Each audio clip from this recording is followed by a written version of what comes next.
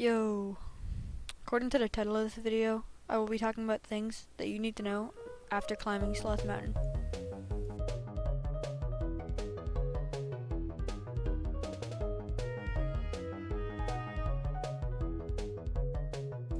If you're watching this video and you haven't played the game, you should. Of course, not everyone finds it as fun as I do, but personally I found it incredibly easy to get sucked into. First thing you need to know is that all the mechanics that you've learned and used throughout the game so far are not actually all the mechanics, but just the baseline for the rest. While playing through, there's a good chance you accidentally discovered the wave dash. That's a critical mechanic in the later half of the 9th chapter, Farewell. Now if you haven't seen this mechanic or played around with it, here's the basic rundown of how to do it and what it's used for. First, you'll want to jump into the air. Second, as you're beginning to fall back down, dash diagonally into the ground in the direction that you would like to go, like this.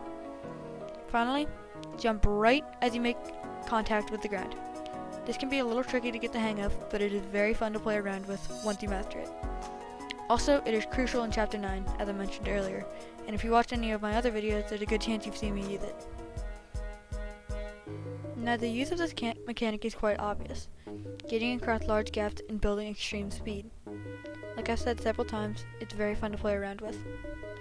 There are also multiple variations of the wave dash.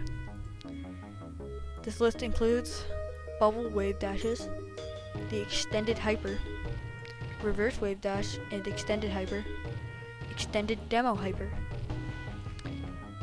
I don't know what these mean. Sorry, I'm just not experienced enough to know what they mean. But I do hear these terms get thrown around a lot. The next mechanic I'm going to cover is wall bouncing. If by chance you've already played 7B, then you already know what this is. When you dash up into a wall and then jump off the wall without grabbing at the peak of your dash, you'll gain a lot of extra height. It's one of those skills that's very easy to learn and quick to master. It shows up again in a few of the C sides. The C and B sides will be covered momentarily, don't worry. Similar to the wave dash and its variants, the wall bounce is quite fun to play with. Both of these techs contribute to a factor of Celeste that can be a bit dangerous: addiction.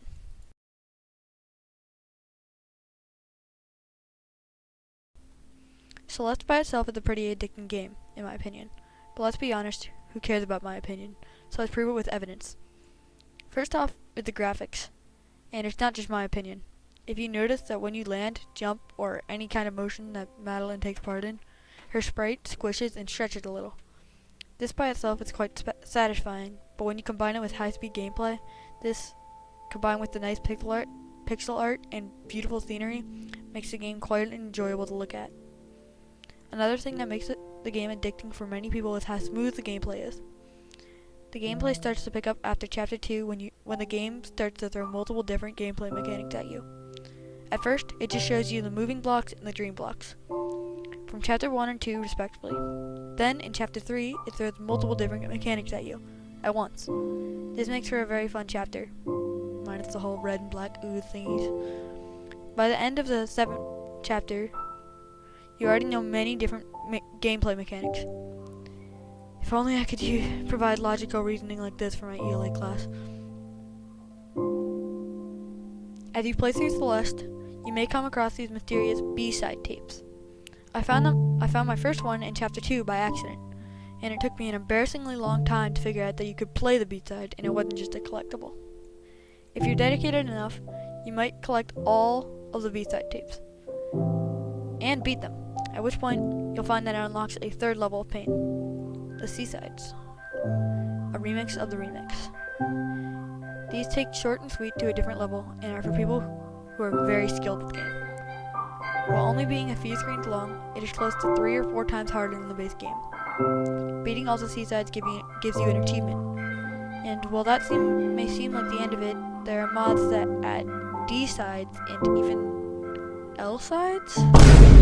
Yeah, I don't really know what they were thinking, but I refuse to look into these mods because they are too scary for me. Something I neglected to mention earlier are these cool little gizmos called golden strawberries. They're very cool. You can see it in the background footage of this video. Most players will collect more than a couple of these berries. will not collect more than a couple of these berries, as they are absurdly difficult in some chapters. There even exists one for the 9th chapter, which took me 10 hours and 2,200 death. This alone is why I will never 100% Celeste. That's about all I have for today. Subscribe for more videos like this, and if you were subscribed to me before this by some miracle, you are probably a pretty cool person. See ya.